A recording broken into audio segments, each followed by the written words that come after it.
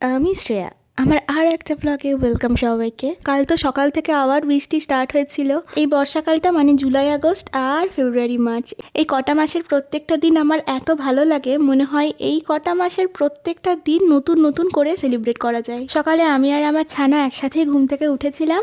তারপর আমার বিছানাটা একটু ঝাড়ু পোছা করলাম, না হলে মানুষের বিছানায় কুকুর না, মনে হয় কুকুরের বিছানায় মানুষ থাকে। তারপর অভ্যেস মতো উঠে একটু ব্ল্যাক কফি নিয়ে বসলাম প্রথমে, আর তারপর ব্রেকফাস্ট আর লাঞ্চ একসাথে করেছিলাম, মানে ভাত খেয়ে নিয়েছিলাম একসাথে, কারণ কাল উঠতে অনেকটা লেট হয়ে গেছিলো। ভাত খাওয়ার পর রোজকারের মতো একটু কাজ করতে বসেছিলাম, যে সমস্ত কাজগুলো রোজ করি। প্রথমে কটা ক্যালিগ্রাফি করলাম, তারপর কটা এডিট ছিল সেগুলো কমপ্লিট করলাম, আর সমস্ত কাজ করতে করতে হয়ে গেছিলো সন্ধেবেলা একটু ডাবের জল খেয়েছিলাম। আর তারপর আমার জিম যেতে ইচ্ছে করছিল না, তো ফাঁকিবাজি মেরে জিমটাও অফ করলাম। কিন্তু একটু বেরোতে ইচ্ছে করছিল, ঘুরতে যেতে ইচ্ছে করছিল, জাস্ট এমনি ঘুরতে যেতে ইচ্ছে করছিল। তারপর একটু কেনাকাটা করারও ছিল, তাই রেডি হচ্ছিলাম। আর এই কয়েকদিন ধরে আমার এত বেশি হেয়ারফল হচ্ছে, মনে হচ্ছে যে ফেব্রুয়ারি মাসে যেমন গাছের পাতা ঝরে পুরো গাছ ফাঁকা হয়ে যায়, কয়েকদিনের মধ্যে আমার মাথা থেকে সব চুল উঠে আমার মাথাও ওই রকম গাছের মতো ফাঁকা হয়ে যাবে। মানে আমি বুঝতে পারছি খুব শিগগিরই সেদিনটা আমার জীবনে আসতে চলেছে। তারপর বেরিয়ে কিছু কেনাকাটা করার ছিল বললাম না, সেগুলোই করলাম।